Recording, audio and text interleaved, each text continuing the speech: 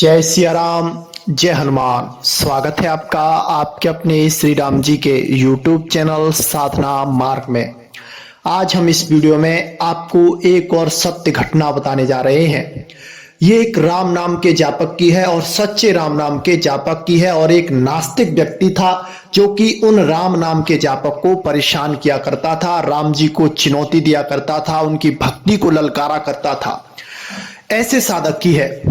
हम आपको बता देते हैं कि जो भक्त होते हैं, भगवान की पूजा पाठ करते हैं, भगवान का ध्यान करते हैं, तो आप कभी भी उनका उपहास ना उड़ाएं, क्योंकि अगर आप उनका उपहास उड़ाते हैं तो वह सीधा श्री राम जी का उपहास हो रहा है। और श्री राम जी ऐसे लोगों को फिर कभी माफ नहीं करते हैं। श्री राम जी ऐसे लोगों को दंड अवश्य देखते हैं, क्योंकि श्री राम जी अपने ऊपर कोई आक्षोभ लगाया जाता है उसे सहन कर जाते हैं, लेकिन कोई भक्त का अहित कर देता है उसके साथ फिर श्री राम जी कभी भी दया नहीं करते हैं। ये भक्त श्री राम जी के बहुत अच्छे भक्त थे। राम नाम का नित्य प्रति 108 माला इनका जाप चलता था। घर बार लगभग इनने छोड़ दिया था। परिवार में इनके जो भी कर्तव्य थे वो पूरा हो गए थे। अब बस ये भजन में तल्लीन रहते थे। एक गांव का ही एक व्यक्ति था जो कि इनके पास पहले से आता जाता रहता था, और पहले ये इतना पूजा पाठ नहीं करते थे, 1 साल से ज्यादा करने लगे थे। पहले ये भी नास्तिक प्रवृत्ति के व्यक्ति थे, लेकिन इन पर ऐसी भगवान की कृपा हुई, संत की वाणी से प्रभावित होकर ये राम नाम से जुड़ गए और राम नाम के जाप में इनका पूर्णतः मन लग गया।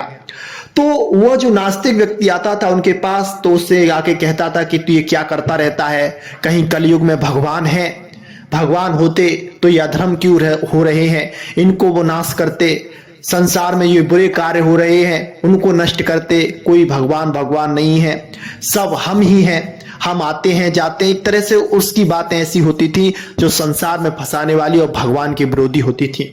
लेकिन वो उसकी बातों पर ध्यान नहीं देते थे, क्योंकि वो सत्संग का श्रवण करते थे, सत्संग सुनते थे और हमारे YouTube चैनल से भी जुड़े हुए थे। उन्होंने ही अपना यह सत्य अनुभव हमें बताया है, शेयर किया है।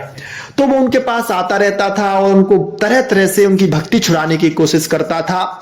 एक बार क्या होता है कि ये भगवान श्री राम जी के भजन में तल्लीन थे, भावुक अवस्था इनकी हो गई थी, यानी कि राम नाम के जाप के समय इनके नेत्रों से आंसू निकल रहे थे। जैसे ही वो नास्तिक व्यक्ति इनके पास आता है और देखकर कहता है, देखो कैसा पाखंडी है, ढोंग कर रहा है, कैसे रो रहा है, दुनिया को आकर्षित करना चाहता है कि मैं बड़ा भक्त हूं, और राम जी कौन है, क्या है राम जी, और सीता माता को जब रावण हर ले गया था तो बंदरों की सहायता राम जी ने क्यों ली, अकेले जाकर क्यों नहीं ले आए, ऐसे ही भगवान है। यानी कि श्री राम जी के प्रति वह गलत शब्दों का प्रयोग कर रहा था और गाली भी देने लगा था। ये बातें उन भक्त से असहनीय हो रही थी, क्योंकि उनका भाव बन रहा था। और भक्त की यह सच्ची पहचान होती है कि भक्त अपनी निंदा सुन सकता है, अपनी बुराइयां सुन सकता है, लेकिन अपने इष्ट भगवान की, अपने भगवान की कभी भी बुराई नहीं सुन सकता। उन भक्त को रोष आ जाता है और एकदम वह खड़े होकर कहते कि तू राम को जानना चाहता है, जा तेरे जीवन में ऐसी घटना घटित होगी कि तू विवश हो जाएगा श्री राम जी को मानने के लिए, और बिना श्री राम जी के माने हुए तेरी वह घटना दूर ही नहीं होगी। ऐसा उससे बोलकर एक तरह से श्राप उसको उन्होंने दे दिया, जो बद्दुआ जिसे बोलते हैं वो दे दिया, और वो चुपचाप अपने कमरे में चले गए और अपना रूम बंद कर लिया। वो हंसता हुआ खिलखिलाता हुआ वहां से चला गया कि बड़ा तू तपस्वी है, साधक है, संत है, जो आप तेरा श्राप मुझे लग जाएगा। ये है मतलब उनका उपहास वह बहुत बुरी तरह से उड़ा रहा था। जैसे ही वह घर आता है, 1-2 दिन बीतते हैं, तो इसका बड़ा बेटा जो होता है वह किसी कारणवश ऐसे किसी कार में फंस जाता है जहां से निकलना दुर्लभ हो जाता है, यानी कि मुश्किल हो जाता है। उस पे उसका बहुत पैसा खर्च हो गया था, लेकिन फिर भी उस काम से वह निकल नहीं पा रहा था। तो वह उस चीज से हारकर उसने छोड़ दिया, कोई बात नहीं, जो हो गया वो हो गया। वो अपनी जीवन जीने लगा था अच्छे से। कुछ समय बाद क्या होता है कि वो कहीं यात्रा पे जा रहा होता और रास्ते में उसे एक्सीडेंट हो जाता है, और एक्सीडेंट में उसका जो दायां पैर है वह उस स्थिति में चला जाता है कि वह पैर उसे कटवाना पड़ता है, यानी कि उसे वो पैर कटवाना पड़ता है। जब वो अस्पताल में जाता है, डॉक्टर देखता है तो कहता है तुम्हारा पैर जब ही सही होगा जब ये हमें काटना पड़ेगा, क्योंकि इसमें इन्फेक्शन हो चुका है और ये अगर नहीं काटा तो तुम्हारी मौत भी हो सकती है। तो उसका आधा पैर कट गया था, आधा पैर उसका प्लास्टिक जैसा लग गया था। कुछ ही समय बाद क्या होता है कि उसके शरीर में कोढ़ फूटने लग गया, यानी कि जो कोढ़ होता है वह उसके शरीर में आ गया। पहले तो उसके शरीर में भर्रेपन की शिकायत हुई, जैसे सफेद सफेद दाने और जो निशान हो जाते हैं वो उसके चेहरे पे बने। फिर उसको कोढ़पन की शिकायत हो गई, यानी कि उसे कोढ़ हो गया। अब तो वह कोढ़ इतना असहनीय हो गया था कि कोई उसके पास नहीं जाता था, सब उससे दूरी बनाने लगे थे, बल्कि घर वाले भी उसको अलग एक कमरे में घर से बाहर फेंक दिया था, क्योंकि उस पे से बदबू बहुत आती थी, मक्खियां उसके पास भिनभिनाया करती थी और उसकी कोई देख रेख करने वाला नहीं था। तब एक दिन उसको आभास होता है कि उस दिन उस राम भक्त से मुझ पे अपराध बन गया, मैंने उसकी बुराइयां की, भगवान की आलोचना की, उसका परिणाम, उसका दंड ये मुझे भोगना पड़ रहा है।